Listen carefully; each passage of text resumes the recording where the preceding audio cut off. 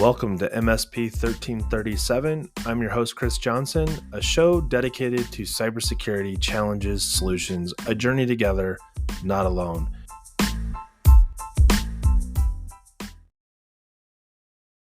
We are approaching, actually, when this goes live, it will be right after ChannelCon has happened. And unfortunately, if you weren't at ChannelCon, you will have missed out. So just getting that out there.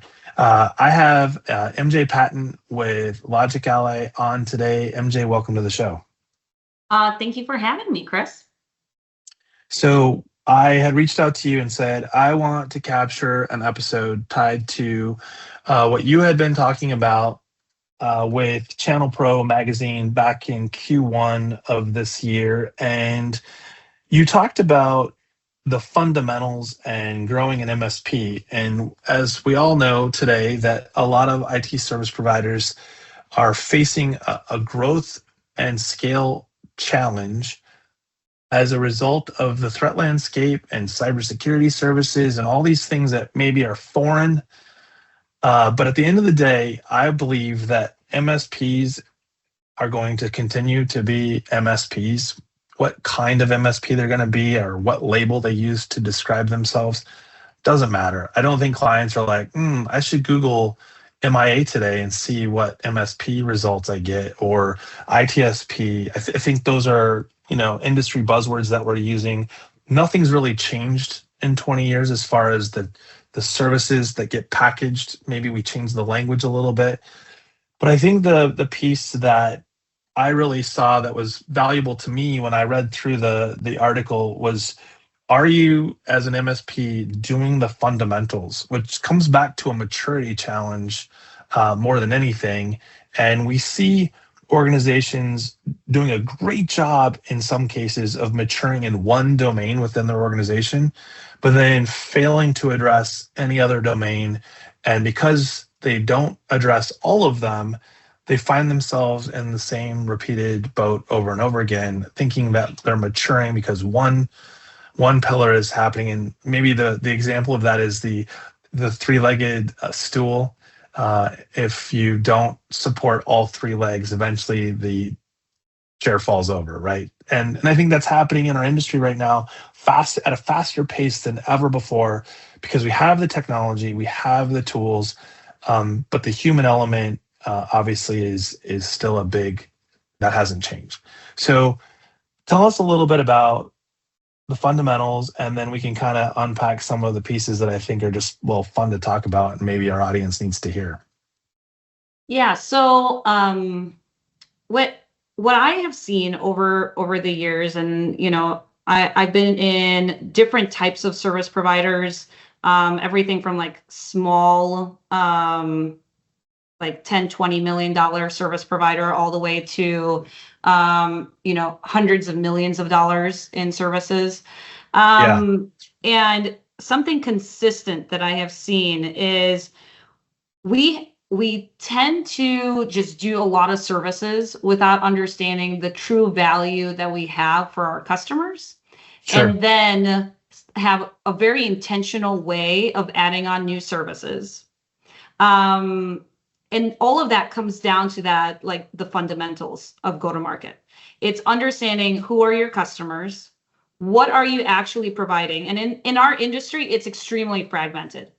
Yes. Like the amount of services you can have across multiple disciplines, across multiple technologies. And then, think about cybersecurity as well, right? One way I describe cybersecurity versus another organization describing cybersecurity solutions, it's all over the place. And if you think from a customer standpoint, it's very difficult to understand, well, are these services for me, right? Right. And I think it puts pressure on an ITSP to understand, okay, these are the services we provide, and here is the value we create for a customer in that competency. And from there, understanding where do you have shortfalls, right? From a customer and what they need. If I know my shortfalls, then I know okay, I can either build out that competency internally, right? And I can invest in people that can service that or know that technology. So let's take cybersecurity. A lot of ITSPs are going into cybersecurity services. So they can either start hiring cybersecurity experts and build their own SOC, or they could use technology providers to provide those services, or they could partner with other ITSPs that have that specialty, right? Right. And I think what we end up doing is like we're so focused on, well, how do I drive revenue? How do I not like miss out on this trend that is happening, that we try to take on all of it ourselves, which ends up diluting like your specialty and what makes you special and unique as an organization. And so when you focus in on the fundamentals of like, who do you actually serve? Where do you win? What value do you create? You can really have a lot of focus. And from there, then intentionally pick and choose what additional value adds are you creating for the customer, with having the customer being the center, not like the company being the center. You know, I was actually having this conversation today because at one of the sessions at ChannelCon, we're talking about some of these components, you know, the what keeps you up at night. Over the years, we've seen lots of this where they offer vCIO, vCTO type services. And for whatever reason, we decided to categorize them and with those titles.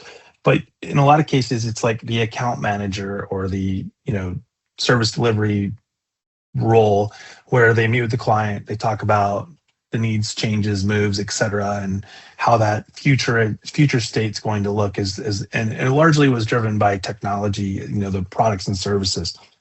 What's interesting today is, you know, you brought up cybersecurity, is that we're seeing more and more of like real vCIO, vCISO services now finally coming into play as a paid service offering.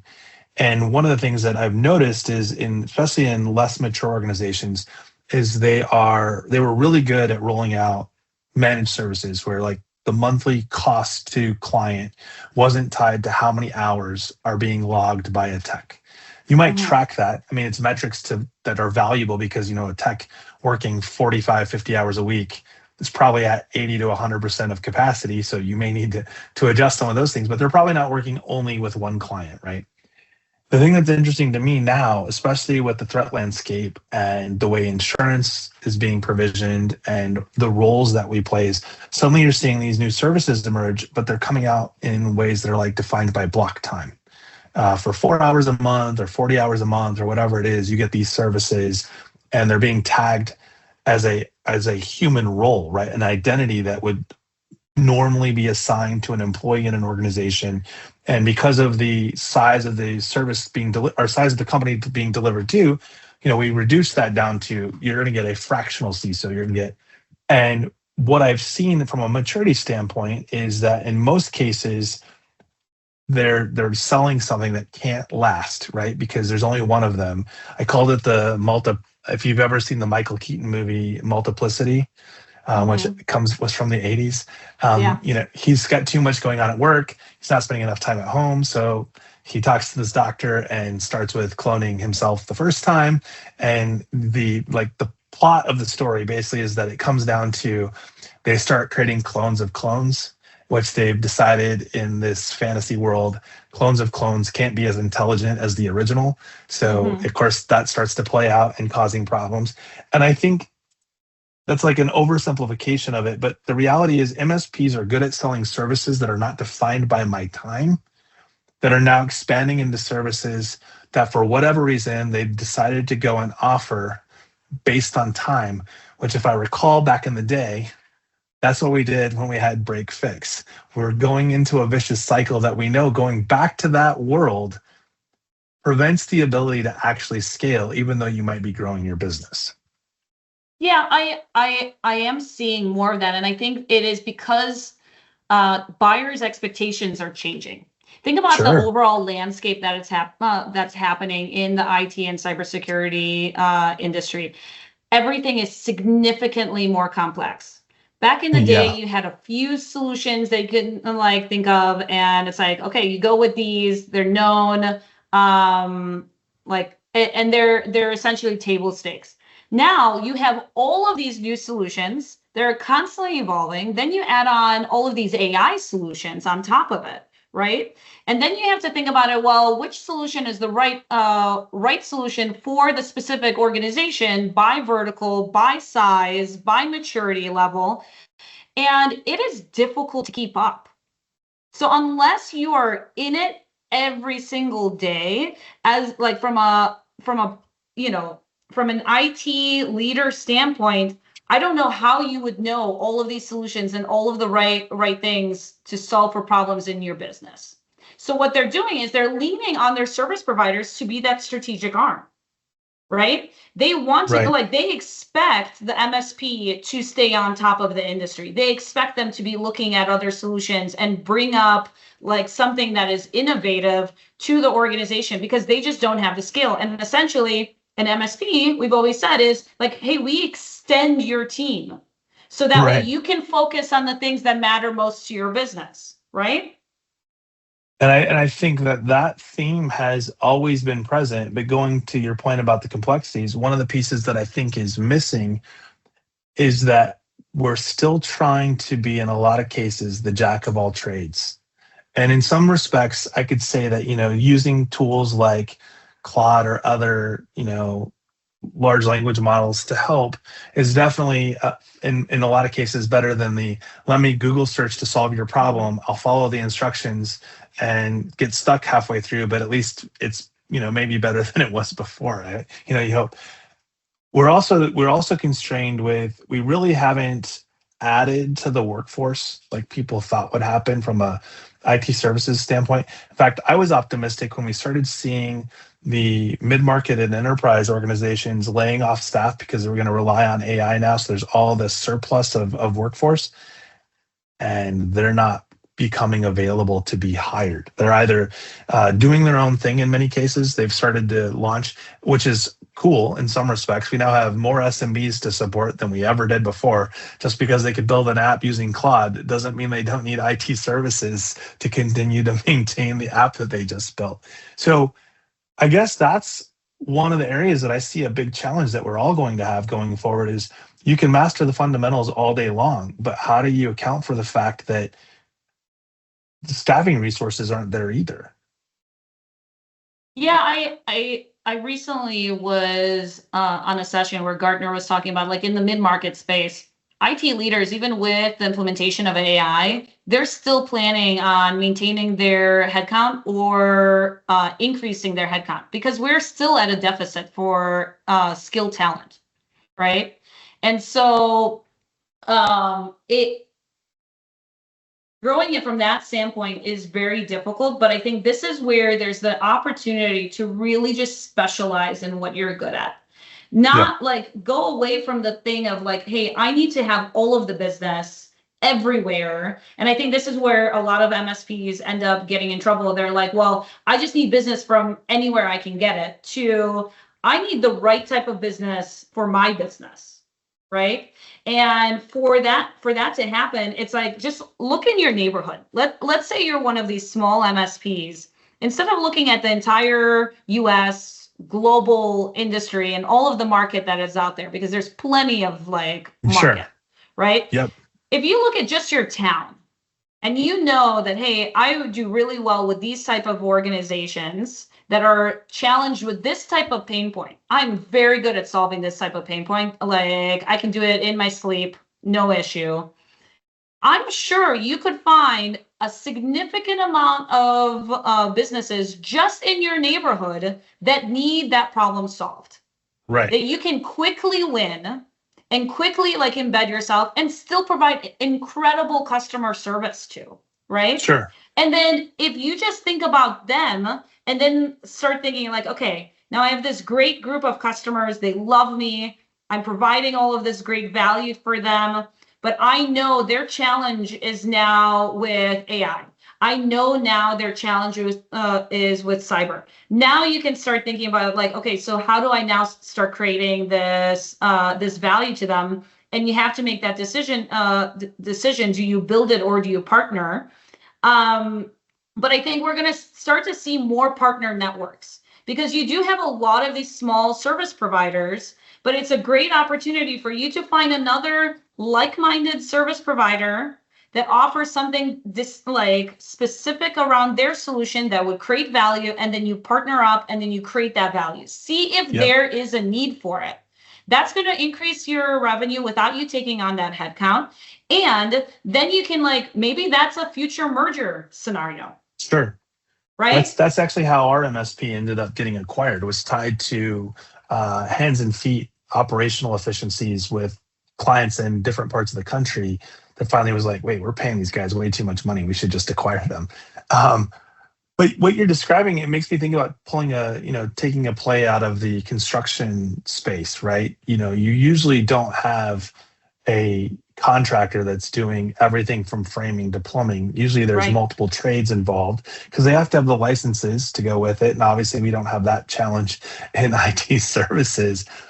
But I think you're onto something, like the opportunity to reduce your overhead from a create it standpoint and the invest in the infrastructure to go with it is, take advantage of those that already have that established expertise and the trust.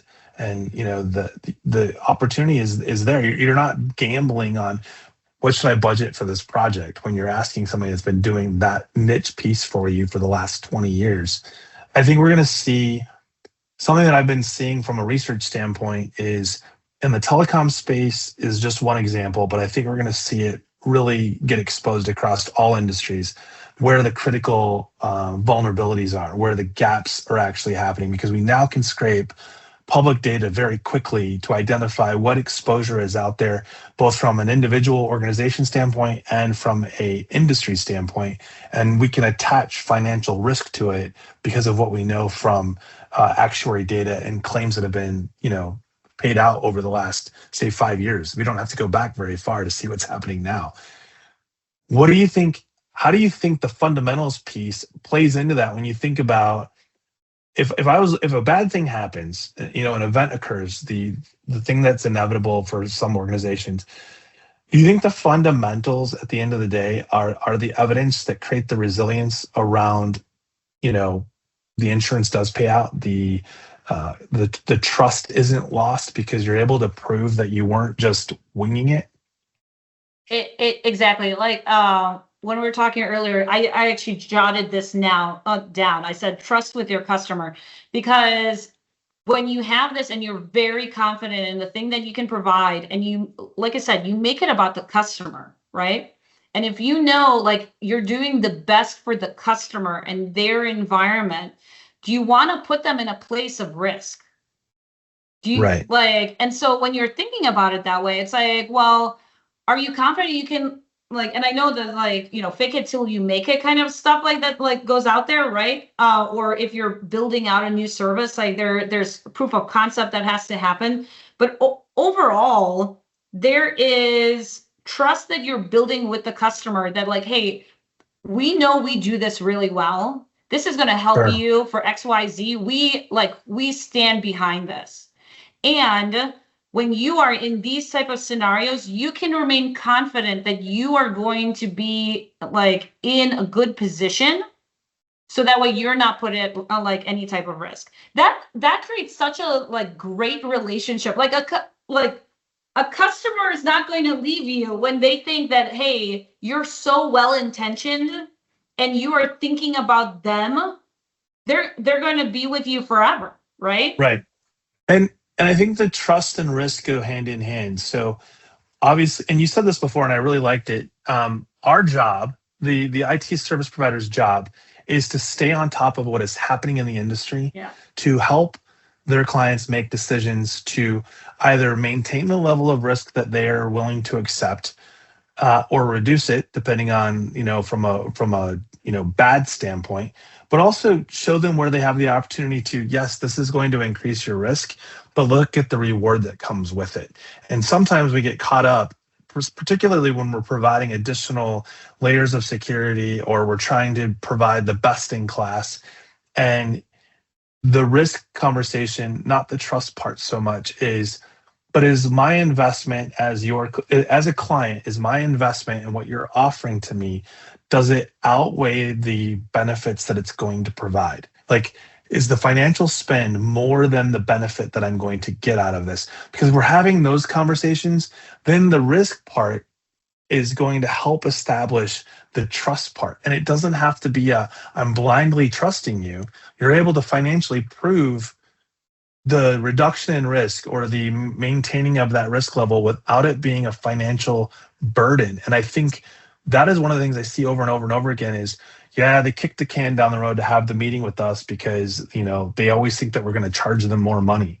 And it's like, yes, because your pattern has been every time you talk to them, what new thing they need to buy because of the threat landscape change. That's not necessarily wrong, but the approach is wrong. The approach is I am making a financial decision on your behalf before I've actually had a conversation with you to allow you to accept the risk perspective of, yeah, I don't want to lose sleep at night. And you need to tell me how much is it going to cost me and does it make sense? Versus I'm just telling you how much it's going to cost you and crossing my fingers that you'll say yes to this new service offering.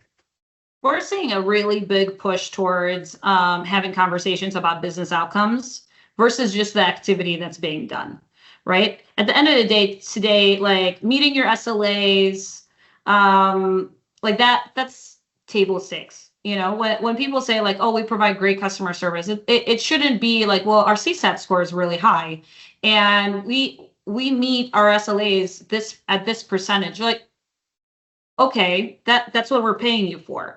But how do you translate the things that you're doing into actual business impact and then translate that to the customer of like, this is the value we created within your organization, right? This is what we enabled you to do. And even with prospects, like you gotta realize a lot of these business owners, some of them may know like, hey, like larger organizations are definitely more mature in this, and they'll have like, I am trying to grow my business, and I need to have a scalable solution from an IT perspective in order to support that growth. Smaller businesses and like business owners, they don't know that. So it's up to you to then educate them, like, and then this creates that value conversation during the sales process of, hey, like this is the solution, but here's what it turns into, and here's how you calculate the overall value for your business long term. And if you can have that conversation, you're more likely going to get that business because then they trust you. They're like, and then they can always come back to it like, hey, you said that we're going to see this type of value. Like, how are we seeing that within the metrics? How is that all marrying up? And then you can reiterate the impact that you're creating for that business over and over again. Like I have had like it in my peer relationships that are, at like end user clients. I've heard of companies being like, I don't see the value of our IT team. Like they just give us licensing. Like how hurtful is that? And I felt bad for like all IT leaders like across the world. I was like, that is such a horrible thing to just say that that's the value that like an IT department has, or like, the extended MSP is they just give us licensing for stuff. Yeah. What an opportunity we have to change that narrative and actually explain, hey, because of the things that we're doing, we enable you to do X, Y, and Z that ends up growing the business, which helps you operate more like efficiently to get more ROI out of your own business investments. All right. But like, we don't take that opportunity. It's right there. Yeah. Before I came to GTA, I was part of a consulting team for an MSSP, and the client that they had was looking for help in locking down some services they had about 15 to 20 employees. They wanted more control over like application installation and just kind of almost to the level of like, I want to know the keyboard strokes, right? They weren't doing it from a vindictive standpoint, but because of the type of business that they were in, a lot of that was to capture the billing side. Like they wanted, like when hands were on keyboards, for the most part, they were probably billing. And so one of the things that we got into was I helped them structure a solution that allowed for, here's the stack of what is not allowed. Like we were more focused on what's not allowed. And then basically anything that was in the whitelisted database provided by the vendor, if they want to install it, I don't care, because we're going to see them install it. We track it. What are they using it for? but we've not put any, like, we aren't blocking them from doing things that are in theory beneficial. When I left to come to GTIA, they reached out to me and they said, "Hey, we've decided that we just want to take this over and not have the MSSP manage it anymore." And I was like, "Sure, no problem." I mean, I think they were spending like $25 a month for this service. It was very cheap. It was just, we enabled them, we were managing it for them as part of a larger package. They decided to move away. What was really interesting is about 3 or 4 months after that change happened, I got a phone call. "Hey, is there any way you can connect us back up either with the MSSP that we've left and like help sort of mend that relationship? Or do you have a recommendation for someone that maybe is more appropriately sized for us? Because this isn't something that we can manage. We thought we could, but we can't." And what was really funny about it at the end of the day, so that's one example, and then going to the one that you said about 365, when you think about setting up a 365 user, it is not a click and done. Like, the first time I had to set up a group of users, I was like, why did I agree to doing this project? Like, this is awful. And things wouldn't work, permissions weren't applying. Like, I think that's one of the, talking about licenses, if you turned on the services that a client requests in most cases for 365, after about 90 to 180 days, the questions that are going to start coming in from the client are, how come XYZ stopped working? How come this app that we really, really love isn't working anymore? It's like, well, going back to we just do licensing for you. You didn't tell us you needed any of those applications, which are built into the stack, but they're not free. They give you a trial for 180 days and they don't tell you that up front. Oh, so let's go back to licensing. Do you want us to manage that and the costs that go with it? Or do you want to manage that? Because from what I've seen across the industry, the sheer cost to manage licenses in our industry today, because nothing is, one and done. It's not shrink wrapped at Best Buy anymore. If you have canceled something, if the employee is gone, who is going in and tracking that you need to turn off, $2,500 a year in annual licensing spend? Mm-hmm. It's bonkers. I used to see that all the time. Like, hey, so we're going to reduce the license count of Office or the license count of Windows or the license count. They're like, why? I'm like, well, you're spending $23,000 a year for $2,500 worth of usage. Oh. And then they don't want to give you the money back. They're not like, hey, so you saved us $20,000. We want to allocate half of that to enhance whatever else you might be able to do for us. No, no, no. They're like, oh man, our budget, it's really tight. It wasn't 15 minutes ago. Yeah. Yeah. It's, this is where the need to have like that strategic layer is so important, because it's like, who's managing the overall budget and the overall roadmap for this organization, and then saying like, okay, we're going to do this. This is where we're going to have cost savings. This will then enable you to do X, Y, and Z, which is going to provide X amount of value to your organization and allow you to do this. And then like from there, we're going to move on to this thing. Like, someone has to be thinking about it that way, right? And a lot of these small businesses, they don't have anyone to do that, right? No. It's one of the reasons, like across any function area, if you are outsourcing the function, you have to have someone internal that can provide that strategic guideline. So that's an opportunity for MSPs to offer that type of guidance in a fractional capacity, or you have someone internal that can end up doing that. From a marketing standpoint, I think MSPs should follow the same Kool-Aid. MSPs that are like, hey, we need to invest in marketing. Why do marketing agencies fail? Because they're an execution arm. And many like marketing, like they're technically MSPs if you think about it. Marketing agencies, right? They're just a marketing MSP. So what do they need to provide? Like, also strategic guidance, but most of them don't have that capability. They don't have fractional CMOs that can provide that like roadmap of here's what you need to do, and here's the foundations you need to implement, and here's how we scale out your programs and drive revenue. So well, even if they do, even if they do, this is the part that's crazy. If you're the fractional CMO for fill in the blank MSP, the things that that MSP still has to provide that CMO is, where do we want to be in 3 years? How many clients do we want to grow per quarter? What are the type of clients that we want to go after? What is our value statement? What is our mission statement? And all those things have to get defined. And if they're not, and that MSP is engaging a marketing company, well, that agency can't solve all those problems for you. Exactly. They're meant to execute those things that you're not comfortable with. Your keyword optimization, the lumpy mailers or the fill in the blank, all the things that you can do to get in front of an audience. It's not their job to define the audience. It's not their job to prepare the messaging for the audience. It's their job to ensure that the messaging gets to the right people. I think we skip that piece a lot. Yeah, we do. And I mean, having having a fractional CMO, and you don't have the great thing about this